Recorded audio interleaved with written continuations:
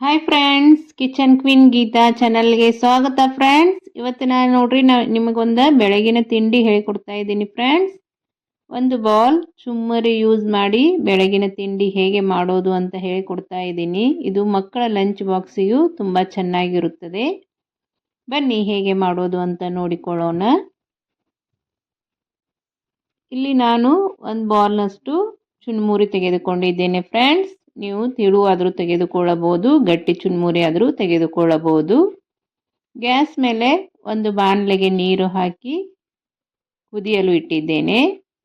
ನೋಡಿ, ಈ ರೀತಿ ಸಣ್ಣಗೆ ಗುಳ್ಳೆ ಆದ ತಕ್ಷಣ ಅದಕ್ಕೆ ತೆಗೆದುಕೊಂಡಿರುವ ಚುನ್ಮುರಿಯನ್ನು ಹಾಕಿಕೊಳ್ಳಬೇಕು ಫ್ರೆಂಡ್ಸ್. ಚುನ್ಮುರಿ ಈ ರೀತಿ ಎಲ್ಲ ನೆನೆಯೋ ಹಾಗೆ ಒಂದು ಚಮಚೆಯಿಂದ ಮಿಕ್ಸ್ ಮಾಡಿಕೊಳ್ಳಬೇಕು. ಈ ಬೆಳಗಿನ ತಿಂಡಿ ಒಂದ್ಸಲ ಮಾಡಿಕೊಡಿ ಫ್ರೆಂಡ್ಸ್. ಮಕ್ಕಳು ದೊಡ್ಡವರು ಎಲ್ಲರೂ ಇಷ್ಟಪಟ್ಟು ತಿನ್ನುತ್ತಾರೆ. ಎಲ್ಲ ನೆನೆದ ತಕ್ಷಣ ಇವನ್ನು ಚುನ್ಮುರಿ ತೆಗೆಯಬೇಕು.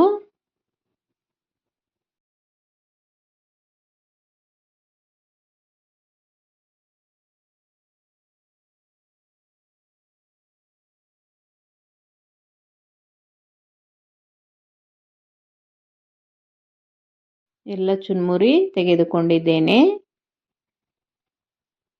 ಈಗ ಒಂದು ಮಿಕ್ಸಿ ಜಾರ್ ತೆಗೆದುಕೊಳ್ಳೋಣ.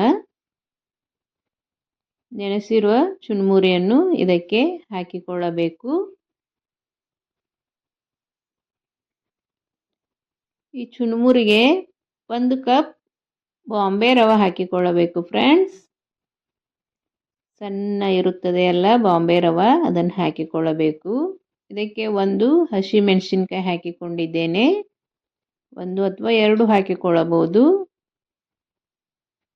ಸ್ವಲ್ಪ ಹಸಿ ಶುಂಠಿ ಈ ರೀತಿ ಕಟ್ ಮಾಡಿ ಹಾಕಿಕೊಳ್ಳಬೇಕು ಫ್ರೆಂಡ್ಸ್.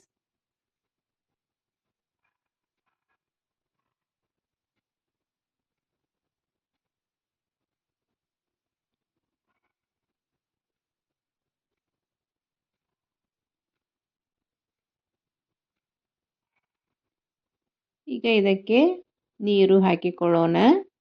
ಇಲ್ಲಿ ನಾನು 1 ಕಪ್ನಷ್ಟು ನೀರು ಹಾಕಿದ್ದೇನೆ.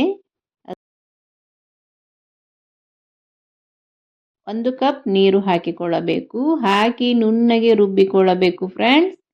ನೋಡಿ, ಈ ಹದಕ್ಕೆ ಸಾಫ್ಟಾಗಿ ರುಬ್ಬಿಕೊಳ್ಳಬೇಕು.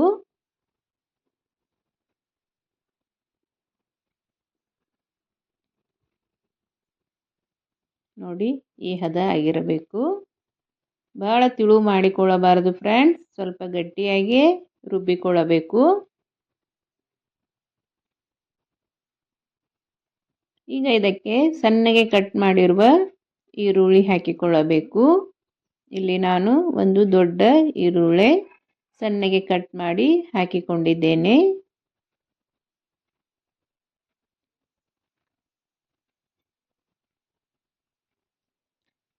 ಈಗ ಇದಕ್ಕೆ ಸಣ್ಣಗೆ ಕಟ್ ಮಾಡಿರುವ ಕ್ಯಾಪ್ಸಿಕಮ್ ಹಾಕಿಕೊಳ್ಳಬೇಕು. ಮಕ್ಕಳು ಹಾಗೆ ಪಲ್ಯ ತರಕಾರಿ ತಿನ್ನಂದರೆ ತಿನ್ನೋದಿಲ್ಲ ಫ್ರೆಂಡ್ಸ್. ಇದಕ್ಕೆ ನೀವು ಯಾವುದು ಬೇಕೋ ಆ ತರಕಾರಿಯನ್ನು ಹಾಕಿ ಮಾಡಿಕೊಡ್ಬೋದು.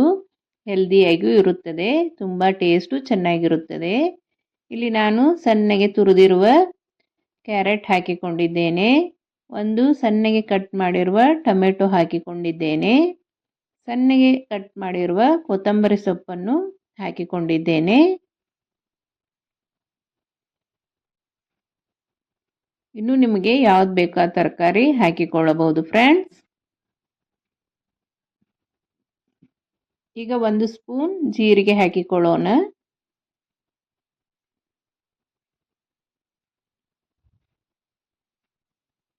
1 ಚಿಟಿಕೆ ಅರಿಶಿನ ಹಾಕಿಕೊಳ್ಳಬೇಕು ಫ್ರೆಂಡ್ಸ್.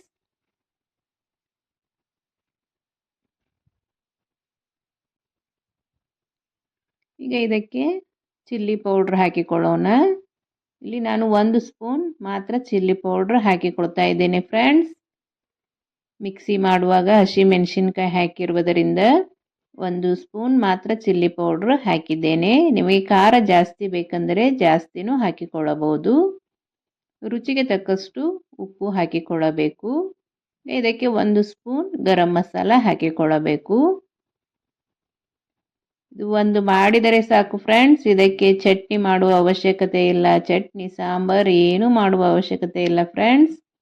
ಈ ದೋಸೆಗೆ ತುಪ್ಪ ಹಾಕಿ ತಿಂದರೆ ತುಂಬ ಚೆನ್ನಾಗಿರುತ್ತದೆ. ಸ್ಕಿಪ್ ಮಾಡದೆ ವಿಡಿಯೋ ಪೂರ್ತಿಯಾಗಿ ನೋಡಿಕೊಳ್ಳಿರಿ. ಎಲ್ಲ ಹಾಕಿ ಚೆನ್ನಾಗಿ ಮಿಕ್ಸ್ ಮಾಡಿಕೊಳ್ಳಬೇಕು. ನೋಡಿ, ಈ ಹದಕ್ಕೆ ಹಿಟ್ಟು ಇರಬೇಕು. ಗ್ಯಾಸ್ ಮೇಲೆ ಒಂದು ತವೆ ಇಟ್ಟುಕೊಳ್ಳಬೇಕು. ಅದಕ್ಕೆ ಸ್ವಲ್ಪ ಬಿಳಿ ಎಳ್ಳು, ಸ್ವಲ್ಪ ಕಲೋಂಜಿ ಹಾಕಿಕೊಳ್ಳಬೇಕು. ಹಾಕಿ ಅದರ ಮೇಲೆ ಈ ಹಿಟ್ಟನ್ನು ಹಾಕಿಕೊಳ್ಳಬೇಕು. ಇದು ದಪ್ಪನಾಗೆ ಹಾಕಬೇಕು ಫ್ರೆಂಡ್ಸ್. ತಿಳುವಾಗಿ ಮಾಡಬಾರದು. ದಪ್ಪಗೆನೆ ಚಿಕ್ಕ ಚಿಕ್ಕದು ಮಾಡಿಕೊಳ್ಳಬೇಕು. ನೋಡಲು ತುಂಬ ಚೆನ್ನಾಗಿರುತ್ತದೆ. ಟೇಸ್ಟು ತುಂಬ ಚೆನ್ನಾಗಿರುತ್ತದೆ ಫ್ರೆಂಡ್ಸ್. ಒಂದ್ಸಲ ನೀವು ನಿಮ್ಮ ಮನೆಯಲ್ಲಿ ಟ್ರೈ ಮಾಡಿ. ಹೇಗೆ ಬಂತು ಅಂತ ನನಗೆ ಕಮೆಂಟ್ ಮಾಡಿ ಫ್ರೆಂಡ್ಸ್. ಮೇಲ್ಗಡೆಯಿಂದ ಈ ರೀತಿ ಚೆನ್ನಾಗಿ ಎಣ್ಣೆ ಹಾಕಿಕೊಳ್ಳಬೇಕು. ತುಪ್ಪ ಹಾಕಿದರೂ ನಡೆಯುತ್ತದೆ ಫ್ರೆಂಡ್ಸ್. ನೋಡಿ, ಈಗ ಹೊರಳಿಸಿ ಹಾಕೋಣ.